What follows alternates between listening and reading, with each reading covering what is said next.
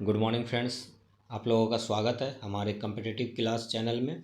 आज हम लोग बायोलॉजी के विटामिन चैप्टर से जितने क्वेश्चन लगभग हो सकते हैं उन सभी क्वेश्चन के एमसीक्यू को सॉल्व करेंगे।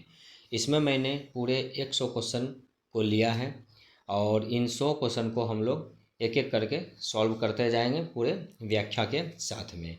इसके पहले जो है मैंने एक सेल अर्थात कोशिका के ऊपर भी एमसीक्यूज बनाया है, आप लोग उसे भी ज़रूर देखें ताकि आप लोग की तैयारी बहुत ही अच्छे ढंग से चल सके। तो चलिए स्टार्ट करते हैं। हमारा पहला क्वेश्चन है जो कि विटामिन ए से संबंधित है कि रतौंधी किस विटामिन की कमी से होता है। तो रतौंधी विटामिन ए की कमी से होता है, इसे नाइट ब्लाइंडनेस भी कहा जाता है। ठीक है, रतौंधी किस विटामिन की कमी से होता है, तो रतौंधी विटामिन ए की कमी से होता है। अगला है विटामिन ए का वैज्ञानिक नाम क्या है। तो विटामिन ए का वैज्ञानिक नाम रेटिनॉल है। रेटिनॉल वैज्ञानिक ए का विटामिन ए का वैज्ञानिक नाम है रेटिनॉल। अगला है जीरोप्थेल्मिया किसकी कमी से होता है। तो जीरोप्थेल्मिया या नाइट ब्लाइंडनेस ये विटामिन ए की कमी से होता है। जीरोप्थेल्मिया विटामिन ए की कमी से होता है। अगला है केराटोमलेशिया किस विटामिन की कमी से होता है। तो केराटोमलेशिया विटामिन ए की कमी से होता है। केराटोमलेशिया किसकी कमी से होता है, तो विटामिन ए की कमी से होता है।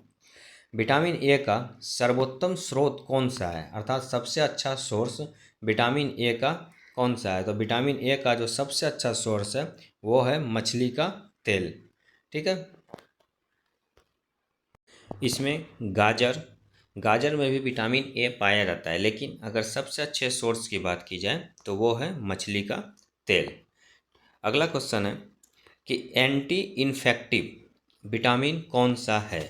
एंटी इन्फेक्टिव विटामिन ए कहलाता है। ठीक है, एंटी इन्फेक्टिव विटामिन ए कहलाता है। दृष्टि अर्थात विजन के लिए आवश्यक विटामिन कौन सा है। तो विजन के लिए आवश्यक विटामिन ए है, क्योंकि इसकी कमी से नाइट ब्लाइंडनेस अर्थात रात में कम दिखना या जेरोप्थेल्मिया आँख का सूखापन हो जाना, आँख का अच्छा से नहीं दिखना, ये सारे बीमारी होते हैं। तो हमारे दृष्टि के लिए अर्थात विजन के लिए सबसे आवश्यक विटामिन कौन है, विटामिन ए है। और इसका अगर सबसे अच्छा स्रोत की बात की जाए तो वो है मछली का तेल। हालांकि गाजर में भी विटामिन ए बहुत अच्छा पाया जाता है।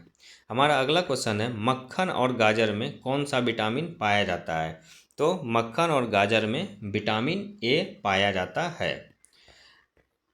नाइट ब्लाइंडनेस किससे जुड़ी बीमारी है। तो नाइट ब्लाइंडनेस या रतौंधी विटामिन ए से जुड़ी बीमारी है और विटामिन ए का रासायनिक नाम क्या होता है, रेटिनॉल होता है। तो ये रेटिनॉल की कमी से नाइट ब्लाइंडनेस होता है। रेटिनॉल किस विटामिन का नाम है। तो रेटिनॉल विटामिन ए का नाम है। रेटिनॉल किस विटामिन का रासायनिक नाम है। तो रेटिनॉल विटामिन ए का रासायनिक नाम है। अगला है अब विटामिन बी कॉम्प्लेक्स ग्रुप को हम लोग देखेंगे। अब बी कॉम्प्लेक्स ग्रुप में कौन कौन से आते हैं। तो vitamin B1, B2, B3, B5, B6, B7, B9, B12, ये सारे विटामिन्स बी ग्रुप में आते हैं। ठीक है, और इन सभी विटामिन्स को मिला के एक कॉम्प्लेक्स ग्रुप बनाया जाता है जिसे बी कॉम्प्लेक्स कहते हैं। ठीक है, चलिए तो थायमीन किस विटामिन का वैज्ञानिक नाम है। तो थायमीन विटामिन B1 का वैज्ञानिक नाम या रासायनिक नाम है। थायमीन विटामिन B1 का रासायनिक नाम है। बेरी किस विटामिन की कमी से होता है। तो बेरी विटामिन B1 की कमी से होता है। अब B1 का रासायनिक नाम क्या है, तो थायमीन है। और बेरी किस विटामिन की कमी से होता है, तो विटामिन B1 की कमी से बेरी होता है। अगला है राइबोफ्लेविन किसका नाम है। राइबोफ्लेविन विटामिन B2 का नाम है। विटामिन B2 को राइबोफ्लेविन कहा जाता है। पेलेग्रा किसकी कमी से होता है। तो पेलेग्रा विटामिन B3 की कमी से पेलेग्रा होता है। और विटामिन B3 का रासायनिक नाम क्या है, तो नाइसिन या नियोसिन विटामिन B3 का रासायनिक नाम है। और इसकी कमी से पेलेग्रा बीमारी होती है। विटामिन B12 का वैज्ञानिक नाम क्या है? तो B12 का वैज्ञानिक नाम है साइनोकोवाल्मिन। साइनोकोवाल्मिन विटामिन B12 का रासायनिक नाम है। अगला क्वेश्चन है, परनीशियस एनीमिया। परनीशियस एनीमिया किसकी कमी से होता है? परनीशियस एनीमिया किसकी कमी से होता है? तो परनीशियस एनीमिया जो है ये विटामिन B12 की कमी से होता है। और बेरी बेरी किसकी कमी से होता है? तो बेरी बेरी विटामिन B1 की कमी से होता है। पेलेग्रा विटामिन B3 के कमी से होता है। और परनीशियस एनीमिया विटामिन B12 की कमी से होता है। अगला है, फॉलिक एसिड किस विटामिन को कहते हैं? तो फॉलिक एसिड विटामिन B9 को कहते हैं। दोस्तों, जो डॉक्टर लोग जो हम लोगों को एक सिरप देते हैं फॉलिक एसिड का, या टैबलेट चलाया जाता है फॉलिक एसिड का, जो कि गर्भवती महिलाओं के लिए बहुत ही ज़्यादा इम्पोर्टेंट होता है, तो ये फॉलिक एसिड विटामिन B9 को कहा जाता है। अगला है, गर्भावस्था में न्यूरल ट्यूब डिफेक्ट किससे होता है? तो neural tube defect vitamin B9 की कमी से होता है। किससे होता है? तो विटामिन B9 की कमी से होता है न्यूरल ट्यूब डिफेक्ट। अभी मैंने बताया कि जब गर्भावस्था में, मतलब जब प्रेग्नेंट होती है कोई भी लेडी, तो उस समय उनको पोषण के लिए, ठीक है, ताकि उसमें विटामिन की कमी ना हो सके, तो उसके लिए विटामिन B9 अर्थात विटामिन B9 दिया जाता है। विटामिन B9 जो कि फॉलिक एसिड होता है, जो कि उनमें ब्लड सर्कुलेशन को अच्छा बनाए रखता है और आयरन की कमी को पूरा करता है। तो ये फॉलिक एसिड विटामिन B9 होता है। तो क्वेश्चन था, गर्भावस्था में न्यूरल ट्यूब डिफेक्ट किससे होता है? अर्थात न्यूरल ट्यूब डिफेक्ट जो है ये किसकी कमी से होता है? तो ये होता है विटामिन B9 की कमी से। अगला है, विटामिन B2 की कमी से कौन सा रोग होता है? तो विटामिन B2 की कमी से चीलोसिस होता है। विटामिन B2 की कमी से चीलोसिस होता है। अब B1 की कमी से क्या होता है? Berry berry. B3 की कमी से पेलेग्रा। B2 की कमी से चीलोसिस नामक बीमारी होती है। पायरिडॉक्सिन किस विटामिन का नाम है? तो पायरिडॉक्सिन विटामिन B6 का रासायनिक नाम है। विटामिन B6 का रासायनिक नाम पायरिडॉक्सिन है। B1 का रासायनिक नाम थायमिन है। B2 का रासायनिक नाम राइबोफ्लेविन है। B6 का रासायनिक नाम पायरिडॉक्सिन है। अगला है, अब हमारा विटामिन सी, ठीक है। तो विटामिन सी का वैज्ञानिक नाम क्या है? तो विटामिन सी का वैज्ञानिक नाम है एस्कॉर्बिक एसिड। क्या है? एस्कॉर्बिक एसिड विटामिन सी का रासायनिक नाम या वैज्ञानिक नाम एस्कॉर्बिक एसिड है। अस्कर्वी, अस्कर्वी किस विटामिन की कमी से होता है? तो अस्कर्वी विटामिन सी की कमी से होता है। अस्कर्वी किस विटामिन की कमी से होता है? तो अस्कर्वी विटामिन सी की कमी से होता है। विटामिन सी का सर्वोत्तम सोर्स कौन सा है? तो विटामिन सी का सर्वोत्तम सोर्स कौन है? तो आंवला है। आंवला में सबसे ज़्यादा विटामिन सी पाया जाता है। लेकिन अगर आंवला और चेरी, अगर ये दोनों ऑप्शन रहे तो चेरी इसका होगा, ठीक है, क्योंकि आंवला में लगभग 60% तक विटामिन सी पाया जाता है और वहीं चेरी में 90% तक विटामिन सी पाया जाता है। तो अगर आंवला और चेरी दोनों ऑप्शन में रहे तो आप लोग चेरी को टिक करिएगा, और अगर चेरी नहीं रहे तो आंवला सबसे अच्छा सोर्स विटामिन सी का होता है। अगला है, लौह अर्थात आयरन के अवशोषण में कौन सा विटामिन सहायक होता है? तो आयरन के अवशोषण में विटामिन सी सहायक होता है, जो कि आयरन का एब्जॉर्प्शन कर लेता है, उसे अवशोषित कर लेता है, वो विटामिन सी कहलाता है। कौन सा विटामिन गर्मी से जल्दी नष्ट हो जाता है? तो गर्मी से जल्दी नष्ट होने वाला विटामिन विटामिन सी है। और विटामिन सी जो है ये जल में घुलनशील विटामिन होता है। दो विटामिन बी और विटामिन सी ये जल में घुलनशील विटामिन होता है, जिसमें सी जो है ये बहुत जल्दी मात्रा में जल में घुलनशील होता है। जब हम लोग गर्म करते हैं किसी भी खाद्य पदार्थ को, तो उससे सबसे पहले जो है विटामिन सी ही नष्ट हो जाता है। ठीक है, तो विटामिन सी जल में विलय विटामिन है और गर्म करने पर सबसे जल्दी नष्ट विटामिन सी ही होता है। हमारा अगला क्वेश्चन है, कौन सा विटामिन दूध में नहीं पाया जाता है?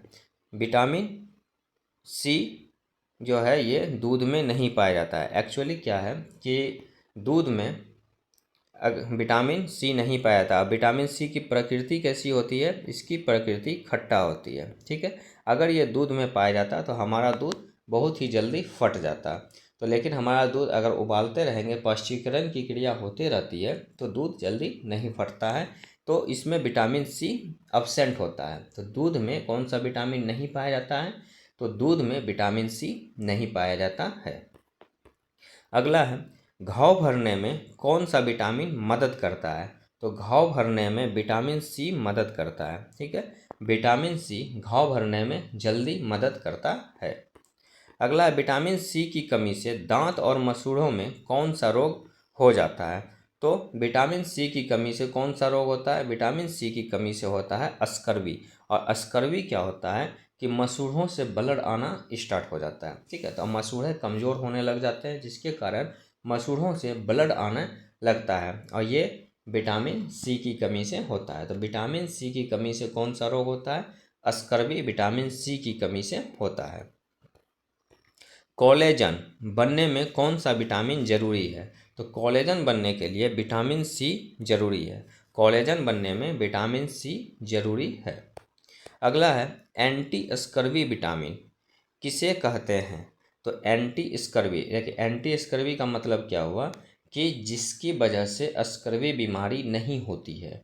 तो स्कर्वी बीमारी किसकी वजह से नहीं होती है? अगर हमारे शरीर में विटामिन सी प्रचुर मात्रा में या जितनी आवश्यक होती है, अगर उतनी विटामिन सी हमारे शरीर में मौजूद हो, तो हमें किसी भी प्रकार की स्कर्वी बीमारी, अर्थात हमारा मसूड़ा स्वस्थ रहेगा और हमें स्कर्वी बीमारी नहीं होगी। तो यहाँ पे एंटी स्कर्वी जो है वो किसे कहा जाता है? तो विटामिन सी, क्योंकि विटामिन सी की कमी से ही स्कर्वी होता है।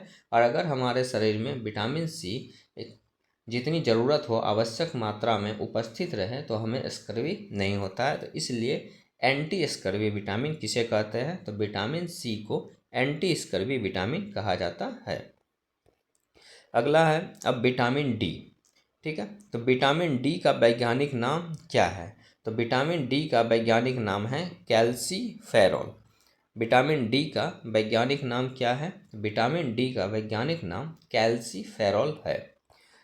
रिकेट्स, रिकेट्स किसकी कमी से होता है? रिकेट्स विटामिन डी की कमी से होता है। इसमें हमारी शरीर की हड्डियां कमज़ोर हो जाती है। ठीक है, तो रिकेट्स किसकी कमी से होता है? विटामिन डी की कमी से। और विटामिन डी जो है ये कैल्शियम का एक मुख्य सोर्स के रूप में कार्य करता है, और हमारी हड्डियों में कैल्शियम पाया जाता है। ठीक है, कैल्शियम और फास्फोरस हमारी हड्डियों में पाया जाता है। तो ये कैल्शियम को कंट्रोल विटामिन डी करता है। और विटामिन डी का सबसे अच्छा अगर सोर्स कहा जाए तो सनलाइट में जो यूवी लाइट होता है, वो एक लिमिटेशन में अगर हम लोग उसे प्राप्त करें तो इस यूवी लाइट में विटामिन डी पाया जाता है। तो क्वेश्चन था हमारा, रिकेट्स किसकी कमी से होता है? तो रिकेट्स या हड्डी का रोग जो है वो विटामिन डी की कमी से होता है। अगला है ऑस्टियोमलेशिया किस विटामिन की कमी से होता है? तो ऑस्टियोमलेशिया भी हड्डी से संबंधित रोग है, तो ये भी विटामिन डी की कमी से ही होता है। तो हड्डी से संबंधित जो भी रोग है वो विटामिन डी की कमी से होता है। तो ऑस्टियोमलेशिया या रिकेट्स किस विटामिन की कमी से होता है? तो विटामिन डी की कमी से होता है। अगला है सनसाइन विटामिन किसे कहा जाता है? सनसाइन का मतलब हुआ कि सूर्य से प्राप्त होने वाले, सूर्य की प्रकाश से प्राप्त होने वाला विटामिन कौन सा है? तो वो है विटामिन डी। तो सूर्य की रोशनी से अर्थात सनसाइन से हमें कौन सा विटामिन प्राप्त होता है? तो वो विटामिन डी प्राप्त होता है। विटामिन डी शरीर के किस भाग में सूर्य की किरणों से बनता है? तो विटामिन डी जो है हमारे त्वचा में, ठीक है, हमारा त्वचा में विटामिन डी एब्जॉर्ब होके सूर्य की किरणों से बनता है। तो विटामिन डी शरीर के किस भाग में सूर्य की किरणों से बनता है? तो त्वचा में सूर्य की किरणों से हमारा विटामिन डी बनता है। विटामिन डी किस तत्व के अवशोषण में मदद करता है? तो अभी मैंने बताया कि विटामिन डी का मुख्य सोर्स कैल्शियम है, तो ये कैल्शियम के अवशोषण में मदद करता है। ठीक है, तो विटामिन डी किस तत्व के अवशोषण में मदद करता है? तो कैल्शियम के अवशोषण में विटामिन डी मदद करता है। एंटी रिकेटिक विटामिन किसे कहा जाता है? तो एंटी रिकेटिक का मतलब हुआ जिसके वजह से रिकेट्स बीमारी नहीं हो। तो किसकी वजह से रिकेट्स बीमारी नहीं होगी? तो वो होगी विटामिन डी की वजह से। ठीक है, तो एंटी रिकेटिक विटामिन किसे कहा जाएगा? तो एंटी रिकेटिक विटामिन विटामिन डी को कहते हैं। अगला है बच्चों में हड्डियों की विकृति अर्थात बो लेग्स किसकी कमी से होता है? बच्चों में हड्डियों की संरचना में थोड़ा परिवर्तन हो जाता है। अगर उनमें विटामिन डी की कमी हो तो उनकी हड्डियां कमज़ोर हो जाती है, जिसके कारण जो है उनकी संरचना में कुछ परिवर्तन हो जाता है, कुछ विकृतियां उत्पन्न हो जाती है। तो ये किसकी कमी से होता है? तो ये होता है विटामिन डी की कमी से। ठीक है, विटामिन डी की कमी से हड्डियों का रोग होता है। वयस्कों में विटामिन डी की कमी से कौन सा रोग होता है? तो वयस्क में विटामिन डी की कमी से ऑस्टियोमलेशिया होता है। ऑस्टियोमलेशिया नामक बीमारी हड्डी से संबंधित है और ये विटामिन डी की कमी से वयस्कों में होता है। दूध और मक्खन में कौन सा विटामिन प्रचुर मात्रा में पाया जाता है? तो दूध और मक्खन में विटामिन डी पाया जाता है। ठीक है, विटामिन डी दूध और मक्खन में सबसे ज़्यादा प्रचुर मात्रा में पाया जाता है। अब है विटामिन ई। विटामिन ई का वैज्ञानिक नाम क्या है? तो विटामिन ई का वैज्ञानिक नाम है टोकोफेरॉल। टोकोफेरॉल विटामिन ई का वैज्ञानिक नाम है। रेटिनॉल विटामिन ए का वैज्ञानिक नाम है। नियासिन विटामिन बी3 का वैज्ञानिक नाम है। थायमिन विटामिन बी1 का रासायनिक नाम है और टोकोफेरॉल विटामिन ई का वैज्ञानिक नाम है। प्रजनन असफलता अर्थात रिप्रोडक्टिव फेल्योर किस विटामिन की कमी से होता है? तो विटामिन ई की कमी से रिप्रोडक्टिव फेल्योर या प्रजनन असफलता होता है। किसकी कमी से होता है? तो ये होता है विटामिन ई की कमी से। एंटी स्टेरिलिटी विटामिन किसे कहते हैं? तो एंटी स्टेरिलिटी विटामिन विटामिन के को anti sterility vitamin vitamin E को कहा जाता है। किसे कहा जाता है? विटामिन ई को एंटी स्टेरिलिटी विटामिन कहा जाता है। एंटी स्कर्वी विटामिन किसे कहा जाता है? तो anti scurvy vitamin vitamin C को कहा जाता है। एंटी रिकेट्स विटामिन किसे कहा जाता है? तो विटामिन डी को एंटी रिकेट्स विटामिन कहा जाता है। तो हमारा क्वेश्चन था एंटी स्टेरिलिटी विटामिन किसे कहते हैं? तो anti sterility vitamin vitamin E को कहा जाता है। विटामिन ई की कमी से प्रजनन क्षमता में कमी आती है या बांझपन तक भी उत्पन्न हो सकता है विटामिन ई की कमी से। विटामिन ई किसके लिए प्राकृतिक एंटीऑक्सीडेंट का कार्य करता है? तो ये हमारी कोशिका झिल्ली या सेल मेम्ब्रेन के लिए विटामिन ई एक नेचुरल एंटीऑक्सीडेंट का काम करता है। तो विटामिन ई किसके लिए प्राकृतिक एंटीऑक्सीडेंट का कार्य करता है? तो ये कोशिका झिल्ली के लिए एंटीऑक्सीडेंट का कार्य करता है। त्वचा की चमक और एंटी एजिंग के लिए कौन सा विटामिन आवश्यक है? तो हमारे त्वचा की ग्लेजिंग के लिए और बुढ़ापा नहीं दिखना अर्थात एंटी एजिंग, उम्र का जल्दी पता नहीं चलना, ये किस विटामिन के द्वारा संभव है?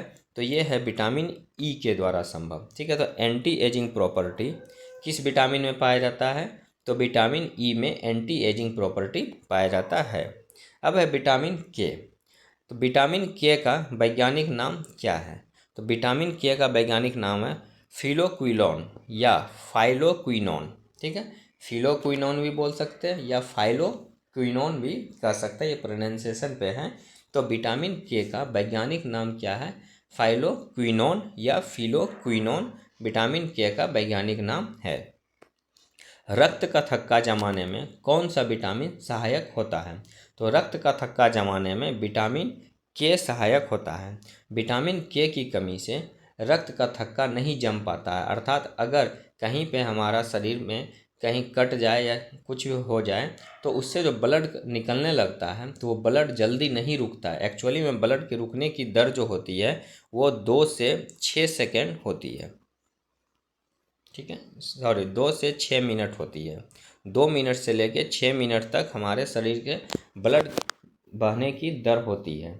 मतलब 2 से 6 मिनट तक में हमारा ब्लड जो है वो रुक जाना चाहिए, उसका थक्का जम जाना चाहिए।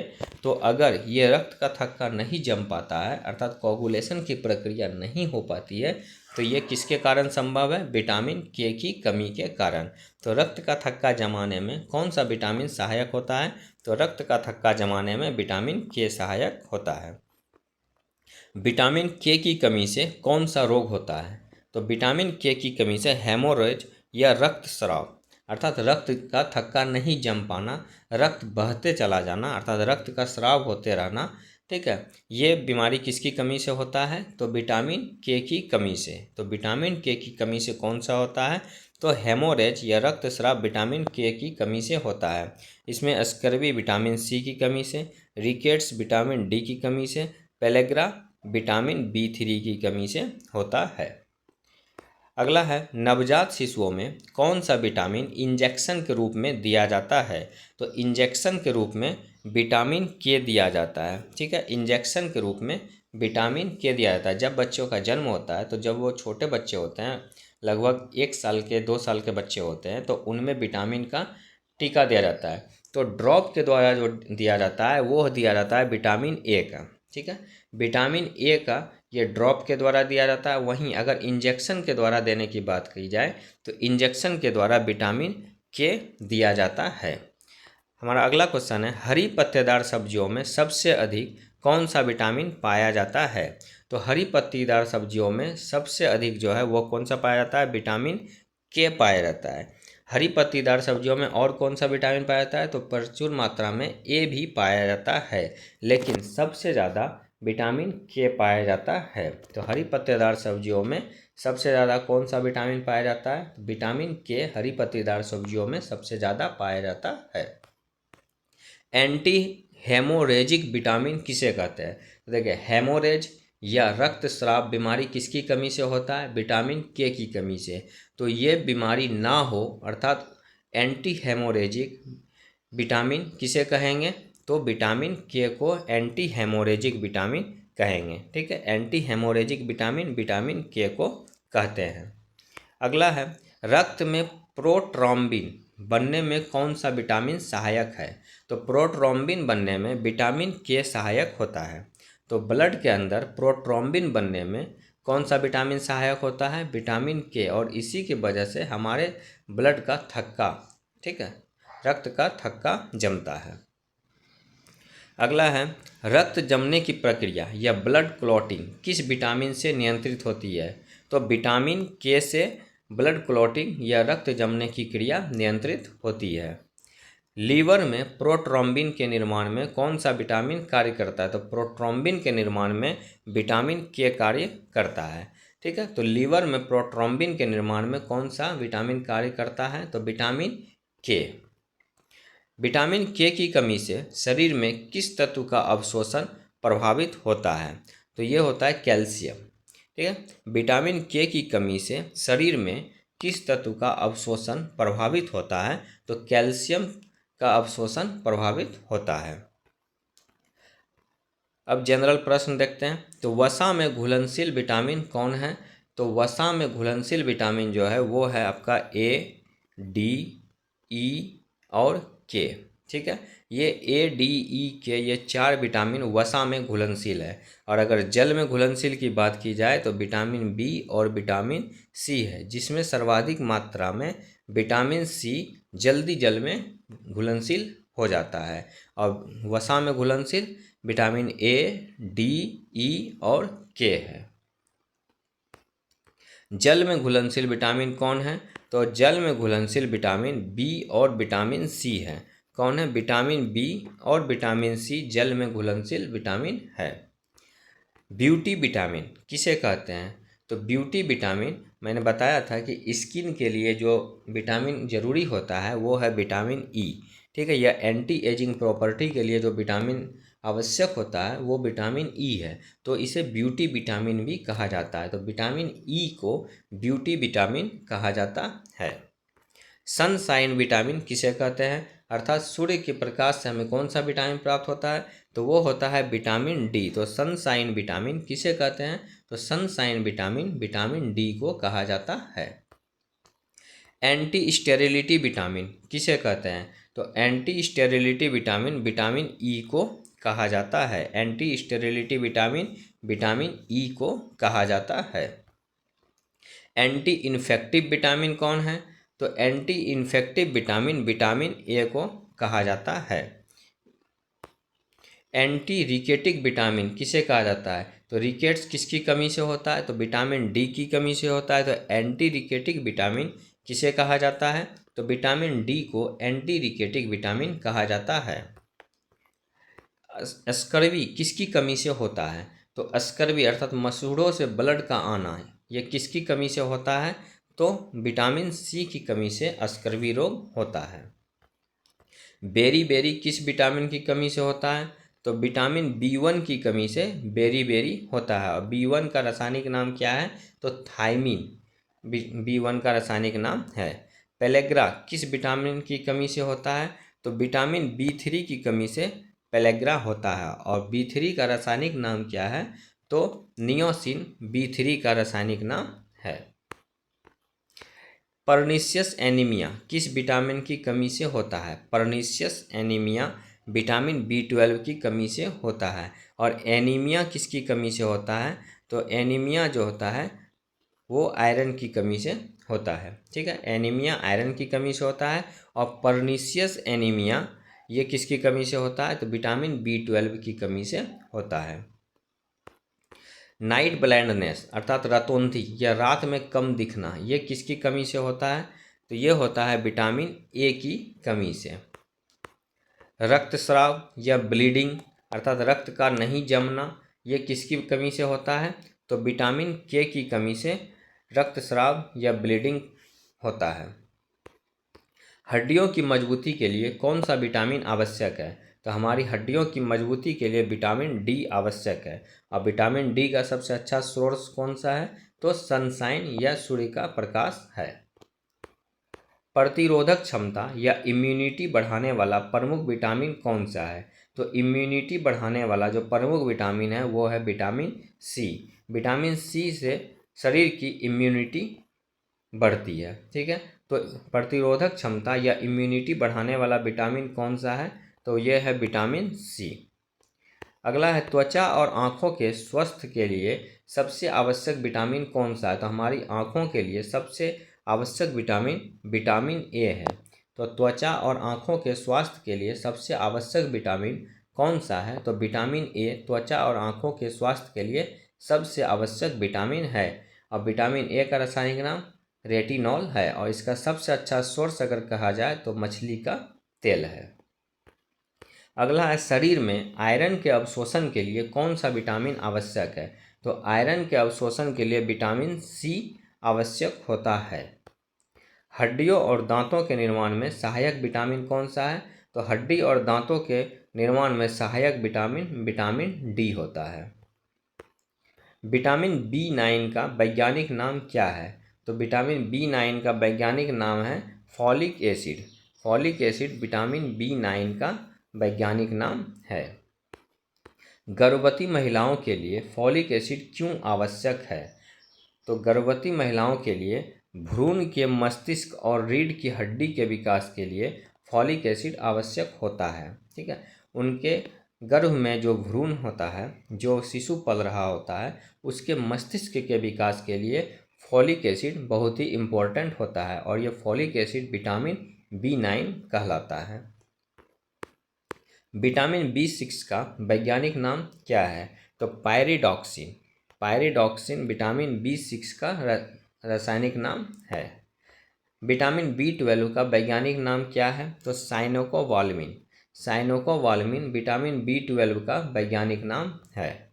कौन सा विटामिन केवल पशु आधारित भोजन से मिलता है, तो केवल पशु आधारित भोजन से हमें कौन सा विटामिन मिलता है, तो ये मिलता है विटामिन बी12। कौन सा विटामिन केवल पशु आधारित भोजन से मिलता है, अर्थात मांस मछली ये सब से मिलता है? तो विटामिन B12 सिर्फ और सिर्फ पशु आधारित भोजन से ही मिलता है। एस्कॉर्बिक एसिड किस विटामिन का नाम है? तो एस्कॉर्बिक एसिड विटामिन सी का नाम है। और इसकी कमी से कौन सा रोग होता है? तो विटामिन सी की कमी से स्कर्वी रोग होता है। हड्डियों में कैल्शियम जमाने के लिए कौन सा विटामिन आवश्यक है? तो हड्डियों में कैल्शियम जमाने के लिए विटामिन डी आवश्यक होता है। ठीक है, विटामिन डी कैल्शियम जमाने के लिए हड्डियों में आवश्यक होता है। हमारी हड्डियों के लिए सबसे ज़्यादा जरूरी विटामिन डी है। विटामिन ई का वैज्ञानिक नाम क्या है? तो टोकोफेरॉल विटामिन ई का वैज्ञानिक नाम है। विटामिन के का मुख्य सोर्स कौन है?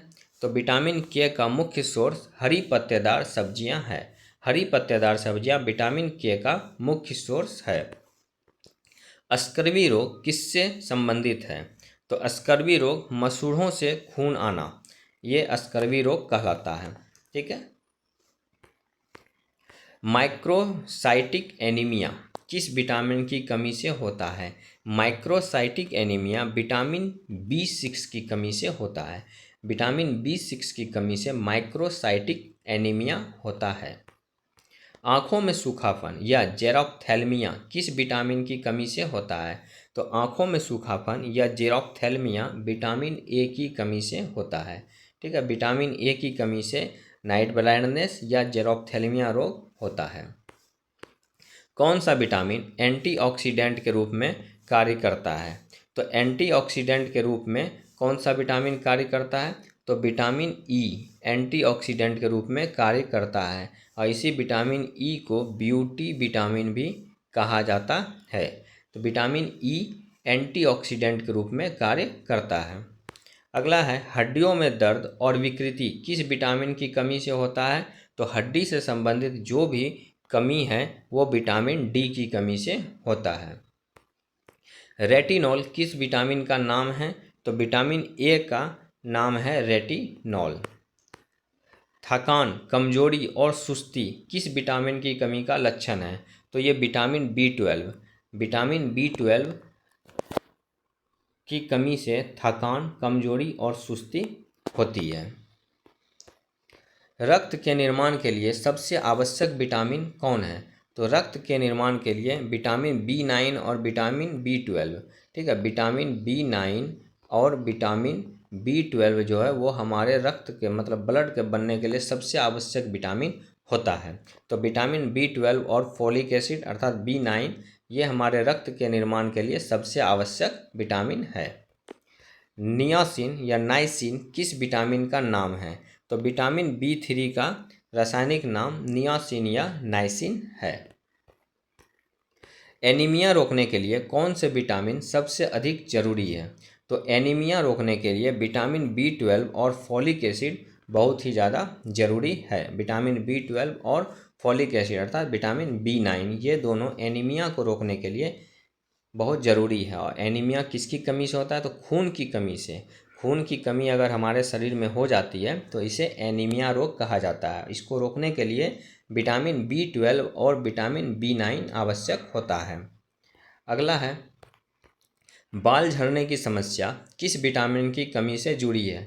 तो बाल झड़ने की समस्या जो है ये है विटामिन B7 की कमी से। अब B7 का रासायनिक नाम क्या है? बायोटीन। ठीक है, तो B7 की कमी से बाल झड़ने की B7 की कमी से बाल झड़ने की समस्या उत्पन्न होती है और B7 का रासायनिक नाम बायोटीन है। ठीक है, तो बाल झड़ने की समस्या किस विटामिन की कमी से जुड़ी है? तो विटामिन B7 या बायोटीन की कमी से बाल झड़ने की समस्या उत्पन्न होती है। मुंह के कोनों पर दरारें किस विटामिन की कमी से होती है? तो मुंह के कोनों पे जो दरारें हो जाती है या वाइट रेसेस जैसा हो जाता है ये होता है विटामिन B2 की कमी से। ठीक है, तो विटामिन B2 की कमी से मुंह के कोनों पर दरारें या वाइट जैसा रेसेस हो जाता है। हमारा लास्ट क्वेश्चन है संतुलित आहार में सभी विटामिन की पूर्ति कैसे होती है? तो संतुलित आहार में सभी विटामिन की पूर्ति सभी प्रकार के भोजन जैसे फल, सब्जी, अनाज, दाल, दूध इन सभी से होती है। क्योंकि केवल दूध में हमें विटामिन डी पाया जाता है, मांस में विटामिन के, विटामिन ई पाया जाता है, दाल में किसी प्रकार का किसी प्रकार का विटामिन नहीं पाया जाता है, दाल में क्या पाया जाता है, प्रोटीन पाया जाता है। तो विभिन्न प्रकार के आहार जैसे फल, सब्जी, अनाज, दाल, दूध से हमें एक संतुलित आहार के रूप में सभी विटामिन की पूर्ति होती है। तो ये था हमारा 100 MCQ विटामिन का। ठीक है, इसके पहले मैंने सेल चैप्टर अर्थात कोशिका का भी 100 MCQ करवाया है, आप लोग उसे भी देखें और मल्टीपल टाइम्स रिवीजन करें, क्योंकि दोस्तों मैं बार बार कहता हूँ कि revision is the most important key to success in your any competitive exams. Okay, तो चलिए ये हमारा 100 MCQ आज कंप्लीट हो गया। अगर आप लोगों को ये अच्छा लगा तो आप लोग इसे लाइक करें, अपने दोस्तों तक जिन्हें जिन्हें ज़रूरत है, जो भी कॉम्पिटिटिव एग्ज़ाम की तैयारी करते हैं, उनके पास तक शेयर करें, उनके पास तक ये वीडियो पहुंचाएं, ताकि वो भी इससे अपनी पढ़ाई को आगे सुचारू ढंग से कर सके। ठीक है, और हमारे चैनल को सब्सक्राइब ज़रूर करें, ताकि जो भी वीडियो हमारे पहले आए आप तक वो ज़रूर पहुँचे। अभी तक के लिए धन्यवाद। जय हिंद, जय भारत।